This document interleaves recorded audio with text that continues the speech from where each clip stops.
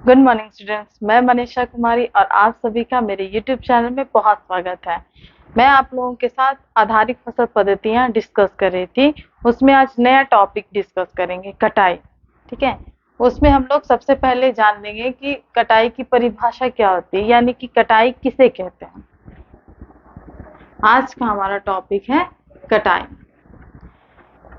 जब हम लोग फसल को खेतों में लगाते हैं तो मेनली फसल को पूर्ण तरीके से तैयार होने में 3 से 4 महीने का वक्त लग जाता है।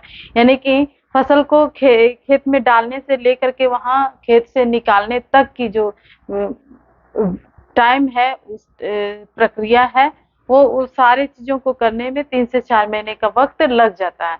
तो जब 3 से 4 महीने में फसल हमारा पक करके तैयार हो जाता है, खेतों से निकालने के लिए रेडी हो जाता है, तो उसमें जो प्रक्रिया यूज की जाती है ना, फसलों को खेतों से हटाने की जो प्रक्रिया होती है उसको कटाई कहते हैं, या फिर कहीं कहीं पे उसको कटनी भी कहते हैं। ये दोनों एक ही वर्ड है, लेकिन अलग अलग जगहों पे अलग अलग भाषा यूज होती है, तो उसके अनुसार ये वर्ड यूज होता है। तो ये रहा कटाई का परिभाषा, यानी कि कटनी की परिभाषा। अब कटनी किस माध्यम से होगा, है ना, उसके लिए क्या क्या चीज की आवश्यकता होगी। तो सबसे पहले हम लोग जान लेंगे कि उसके लिए किन किन उपकरणों की जरूरत होती है। उपकरण में हम लोग पहले जमाने में चले जाएंगे कि पहले के लोग खेती करने के लिए कौन से उपकरण का यूज करते थे। तो लोग पहले दरांती यूज करते थे। ठीक है, दरांती को हसुली, हसुआ, है ना, ये सारे चीज भी कहते हैं। हसुआ या हसुली, ये सब एक ही औजार है, एक ही उपकरण है, उसके अलग अलग नाम है। वो कुछ इस तरीके का होता था। ठीक है, ये लोहे का पार्ट है और ये पार्ट जो है वो लकड़ी का। अब इसको कैसे इस्तेमाल करते थे, तो मान लीजिए ये पौधा है ना, और ये जमीन है, जमीन का तल है। तो जमीन के जिस ऊपर वाला पार्ट को ही पकड़ते थे, और ये हसली को, लकड़ी का जो पार्ट है वो लकड़ी का पार्ट ऐसे पकड़ के इसको काट करके अलग करते थे, जड़ से ये पौधे को अलग करते थे। तो इस तरीके से कटाई की जाती थी। अब उसके बाद नया टेक्नोलॉजी आया, तो लोग हार्वेस्टर का यूज करने लगे। दरांती के बाद हार्वेस्टर। इसमें क्या होता है कि ये ट्रक के जैसा है, ये खेतों में ट्रक जैसे ले जाते हैं जुताई के लिए, वैसे ही हार्वेस्टर को भी कटाई के लिए खेतों में ले जाते हैं। ले जाने के बाद क्या होगा कि इसमें आगे की तरफ चक्का, है ना, चक्री तरीके का बना रहता है, वो अपना काम करते रहता है ना, गोल गोल घूमते रहता है और पौधे को जड़ से अलग कर देते हैं। या फिर उसमें एक नया भी बन के आया है, उसके बारे में भी बताएंगे। तो उस तरीके से फसलों को भी काट के हटाया जाता था हार्वेस्टर की सहायता से। इसको समझने के बाद हम लोग जान लेंगे कि थ्रेसिंग क्या होता है। ये भी उपकरण है। ठीक है, इसको 3rd नंबर में हम रख लेते हैं, थ्रेसिंग। थ्रेसर या थ्रेसिंग, इसका उपयोग कटनी के बाद, कटाई करने के बाद इसका उपयोग होता था फसलों को पौधे से अलग करने के लिए। ठीक है, यहाँ तो आप दरांती में वो पौधा सहित उठा के ला रहे हैं, हार्वेस्टर में भी सेम प्रक्रिया हो रही है, लेकिन थ्रेसिंग का उपयोग उस समय होता था जब फसलों को, मान लीजिए ये पौधा है तो इसमें जो दाना है उसको अलग करने के लिए ही थ्रेसिंग का उपयोग किया जाता था। इसमें जनरेटर भी यूज करते हैं, और फिर पैंडल जो है, जैसे हम लोग सिलाई मशीन में यूज करते हैं, सेम वैसे ही पैंडल की सहायता से भी थ्रेसिंग को यूज किया जाता है। 2 तरीके का। तो इसमें थ्रेसिंग में क्या होता है कि इसमें भी आगे की तरफ चक्री जैसा बना रहता है। ठीक है, ये चक्री आपका बना हुआ है और इसमें नुकीला नुकीला इस तरीके का बना रहता है। इसको चलाने में पौधे का जो है ये पार्ट ऐसे रख देंगे और इसमें मान लीजिए दाना लगा हुआ है। ठीक है, ये पौधा है और इसमें पूरा अनाज है। तो जब ये गोल गोल घूमता है तो ये अनाज को अलग करते चला जाएगा, तो अनाज क्या होगा, यहीं पे गिरेगा और ये पौधा को फिर अलग कर देते हैं। तो इस तरीके से थ्रेसिंग का इस्तेमाल किया जाता था फसलों को पौधे से अलग करने के लिए। ठीक है, अब इन दोनों को मिला करके एक नया रूप दिया गया है, जिसको हम लोग कंबाइन कहते हैं। ठीक है। दरांती में सीधे कटनी हो रही है, हार्वेस्टर में कटनी हो रही है, थ्रेसिंग में पौधे को अलग कर रहे हैं अनाजों से। और कंबाइन में क्या हो रहा है कि हार्वेस्टर और थ्रेसिंग दोनों को मिला करके इसका निर्माण किया गया है। इसमें समय भी कम लगता है ना, मेहनत भी कम लगेगा। इसको सीधे खेतों में ले जाइए, इतना छोटा भी होता है कि ज्यादा जगह भी नहीं छेकेगा, है ना। तो इस ट्रैक्टर की तरीके का भी ये है। और इसको खेतों में ले जाते हैं और वहीं पे आपका भूसा अलग हो जाएगा। जैसे यहाँ पे पौधे अलग कर रहे हैं ना, अब इस पौधे को गाय बैल को खिलाना है तो उसके लिए भूसा प्रिपेयर करेंगे। तो उस सब काम एक ही औजार में, एक ही उपकरण में किया जा रहा है। इसमें एक ही बार खेत में ले जाइए, वो आपका भूसा अलग कर देगा और दाना अलग कर देगा। सीधे आप वो जो फसल का दाना है उसको घर लेके आइए या फिर मिल में लेके जाइए, उसको अलग, उसके अंदर का जो छिलका है वो अलग करने के लिए। ठीक है। तो ये रहा आपका उपकरण, इस विधि से कटाई होता है।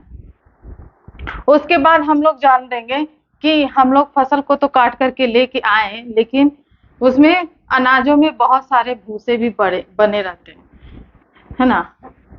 ये थ्रेसिंग की सहायता से भी यहाँ पे हम लोग थ्रेसिंग जो जान रहे थे, इसकी सहायता से भूसा अलग, ये पौधा अलग हो जा रहा था और दाना अलग हो जा रहा था। दूसरा एक और है, वो हमारा विधि में चला जाएगा, दौनी।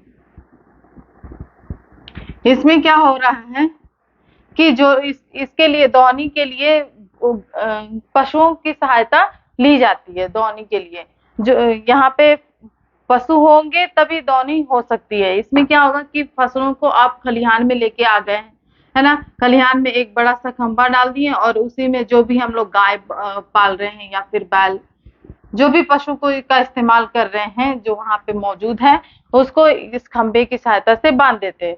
और यहाँ पे खलिहान में पूरा हम लोग अनाज को डाल दिए हैं, विशेषकर दलहन या तिलहन जो भी पौधे हैं उसको पूरा बिछा दिए हैं। और ये गाय बैल जो है वो उसके ऊपर चलेंगे, और चलने के बाद क्या होगा कि उनका जो पंजा है, पैर है ना, उसकी सहायता से हमारा ये जो फसल है, पौधे अलग हो जाएंगे और उसका दाना टूट के वहीं हो जाएगा। उसके बाद पौधों को हटा करके अलग कर दीजिए और दाने को अलग कर दीजिए। तो इस तरीके से दौनी की सहायता से भी फसलों को अलग किया जा रहा है।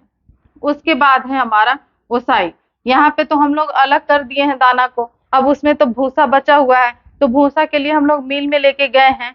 मिल में ले जाने के बाद उसको जब वापस ला रहे हैं तो उसको वहां पे भी कटाई की जरूरत होगी, वहां पे भी छटाई की जरूरत होगी।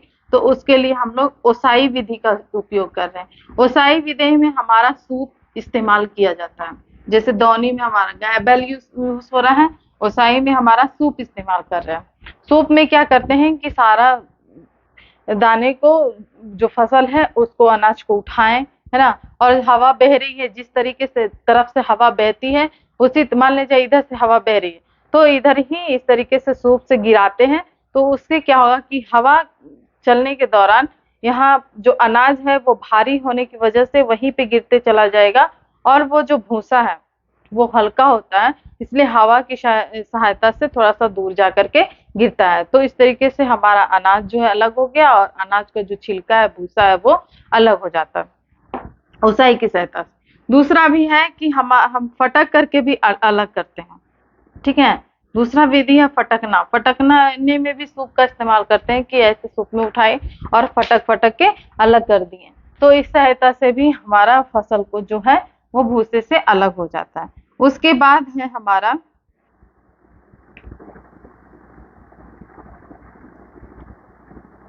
ओसाई हो गया, फटकना हो गया। उस पर चालन, चालन विधि भी एक यूज होता है, जी इसकी सहायता से भी भूसा जो है अलग होता है। आप लोग चूड़ा मिल में देखे होंगे, जब चूड़ा जो है वो कुटा जाता है तो कुटाने के बाद उस मिल में चालन भी लगा रहता है, चलनी जिसको बोलते हैं, उसको भी लगाया जाता है।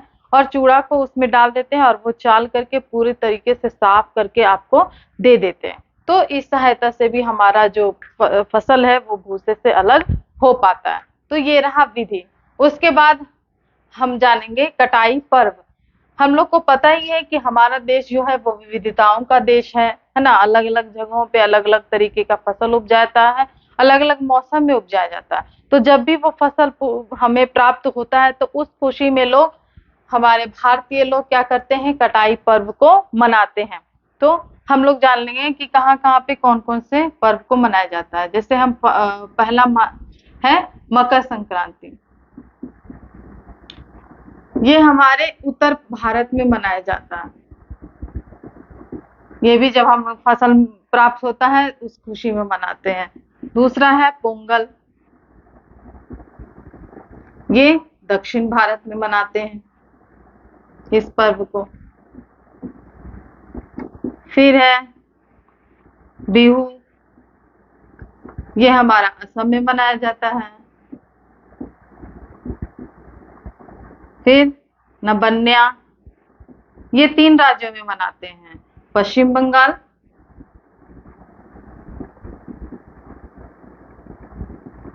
असम और त्रिपुरा।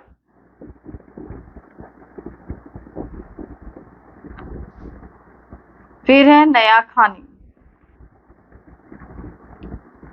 इसको हम लोग झारखंड में मनाते हैं। झारखंड के लोग इस पर्व को मनाते हैं। फिर है होली और फिर दिवाली।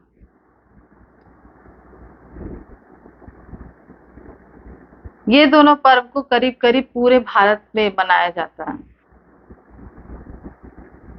ये भी जो पर्व है, ये सारे पर्व कटाई पर्व के नाम से भी जाने जाते हैं। जब भी हमारा फसल नया बन के तैयार हो जाता है और हमें प्राप्त होता है तो खुश होकर के लोग इन सारे पर्व को मनाते हैं, और वो जो भी फसल हमें प्राप्त होता है उसे अलग अलग तरीके का व्यंजन भी बना के यूज करते हैं।